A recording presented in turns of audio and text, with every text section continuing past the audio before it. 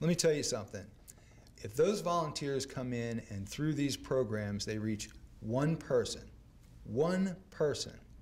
get them to change the way they see their role in society, get them to stop the criminal behavior, to get jobs, to become part of our law-abiding community, one person, then what does not happen now is they are not committing crimes in our community. Okay, today we're here to recognize and show our appreciation towards the more than 300 active volunteers that come into the Adult Detention Center and teach programs and lessons to the inmates that are housed there.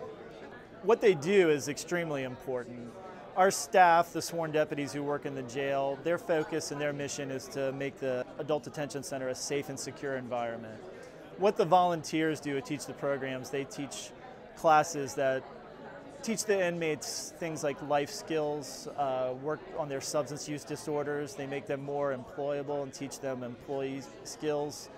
And also they provide religious services as well. So with them focusing on that, that provides two things for the inmates that are housed in the jail. First of all, it gives them something to take their minds off being incarcerated and actually does help make it a safer and more secure environment.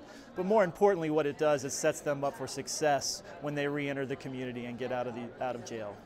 I think it's really important to recognize anybody who volunteers and gives their time and effort towards a cause. I think this is truly exceptional what these people do, because most people really don't think about the people that are incarcerated in jail, and they're not really interested in coming into the jail environment to volunteer their time. So what these people do truly is going above and beyond. And the easiest way to get information on how to volunteer and work with the Sheriff's Office is to go to our website, which is fairfaxcounty.gov/sheriff.